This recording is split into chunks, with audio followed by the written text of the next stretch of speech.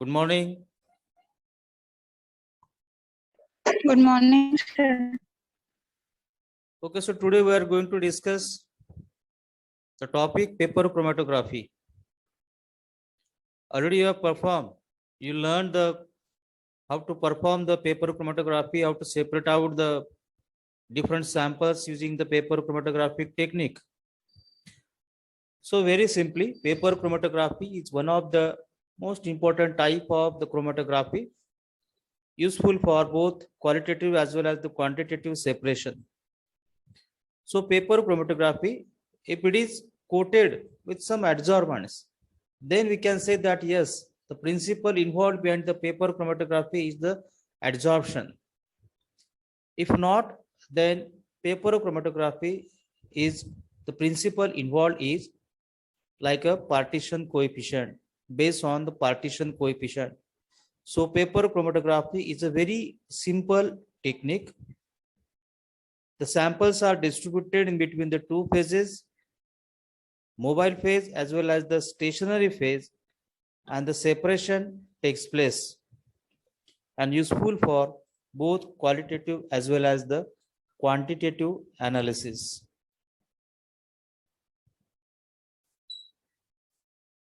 So as we know that the experimental details of paper chromatography, it requires Wortmann filter paper or say the routinely used filter paper in laboratory, a simple Wortmann paper. We need to cut it in appropriate size, then apply the spots, run the chromatogram, dry it, use some visualizing reagents for the detection of compounds directly on the paper, and then measure the RF value, that is retardation factor. So paper acts as an adsorption. Paper may be of partition chromatography.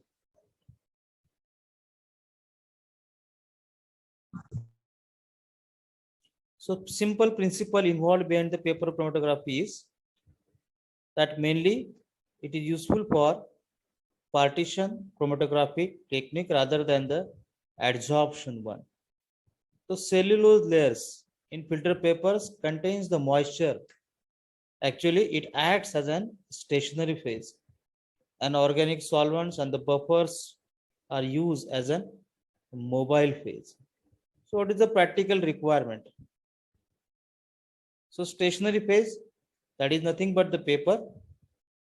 Then application of sample with the help of a micro pipettes or even by the fine capillaries. Requires mobile phase, some developing chambers, some visualizing reagents.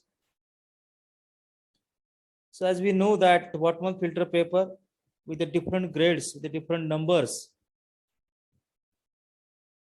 are used as a stationary phase.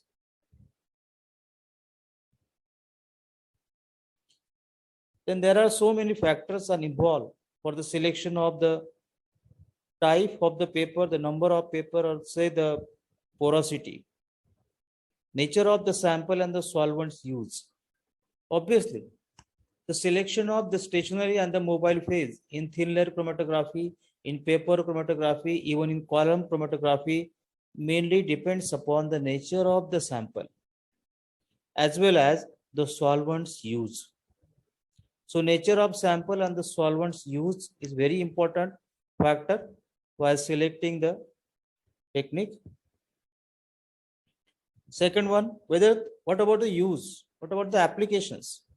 Whether you want to perform the quantitative analysis or qualitative analysis. Again, depending upon the type of analysis, we need to select the Wortmann filter paper. Then thickness of the paper. Again, very important. If you want to perform the qualitative analysis, so the normal filter paper can be used. But if you want to perform the quantitative analysis, so obviously, in quantitative analysis, we need to scrap the sample from the paper one, or simply we need to cut down the portion, the spotted portion of the sample after the analysis. We need to cut it very properly and dip in an appropriate solvent in a beaker to soak the paper, so that the solute or the analyte get dissolved in the solvent, and easily one can dry the solvents and we can remove the sample. So this is one of the method how to remove the sample, how to perform the quantitative analysis.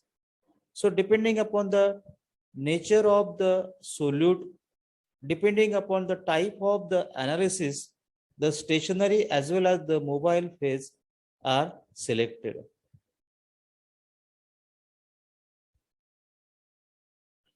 So there are also some modified papers are also used.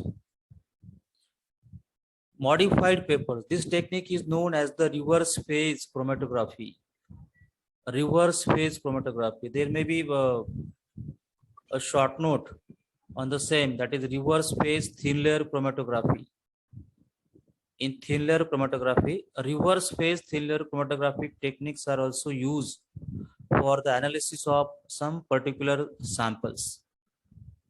Reverse phase, we need to change the phase of the stationary phase depending upon the polarity as well as the non-polarity. If the substances are too much polar in nature, then we need to use some reverse phase chromatographic technique.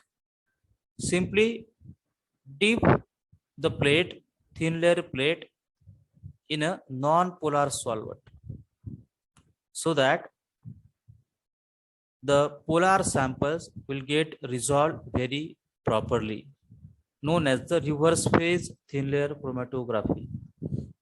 So this is under modified papers. Sometimes we need use acids as well as the bases to wash the filter papers, even the thin layer plates, just to modify the papers. Hydrophilic papers, again the same thing. Polarity and non-polarity, depending upon the nature of the sample, we need to use the papers. So hydrophilic samples, hydrophobic samples, so depending upon the nature of the samples, these papers, these modified papers, modified TLCs are used.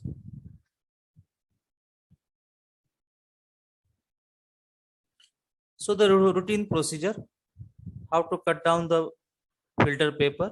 So again,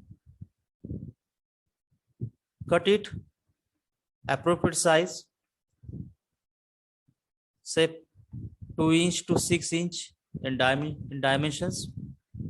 So cut the paper in a proper ratio depending upon the work. Mark it with pencil, first baseline, then solvent front, etc., etc. Preparation of solutions, again the same thing, that prepare the samples very properly depending upon their solubility. So add the solute in a required quantity of the solvent for the preparation of the samples. In the same way, prepare the solvent system, that is the mobile phase, again maybe of single solvent system or the mixed solvent system, that is isocratic or gradient one.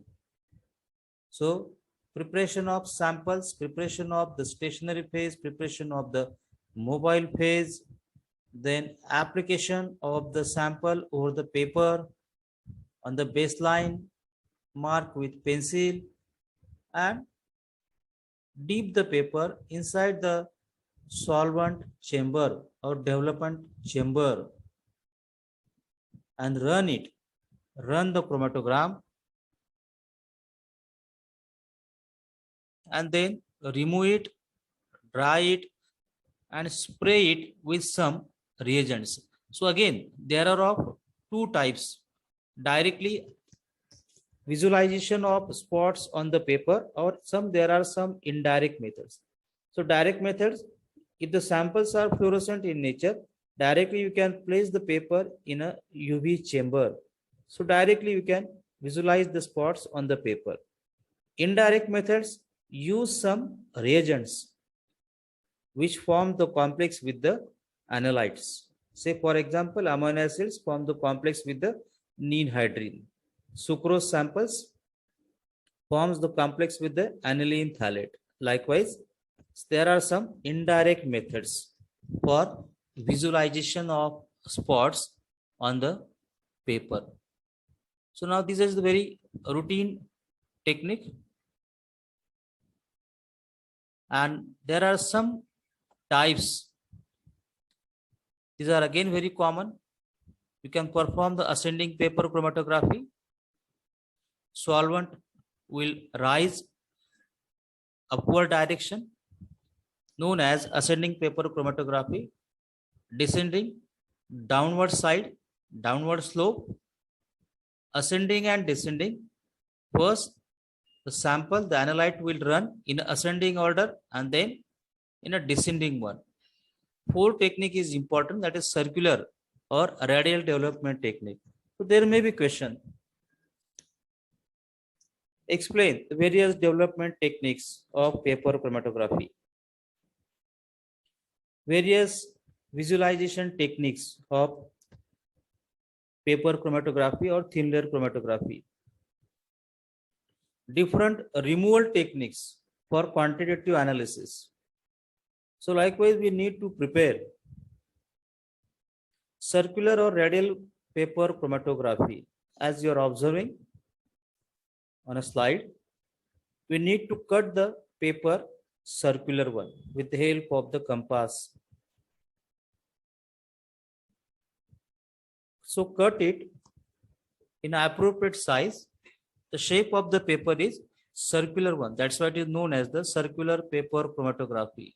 And at the center point, pass the cotton wool or thread and divide the paper into 3 or 4 compartments as per the number of the samples.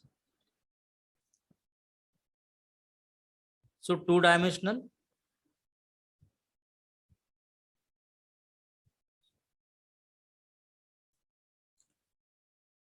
After the complete development of the first paper, dip the same paper for the second analysis in another directions. I will show you again in detail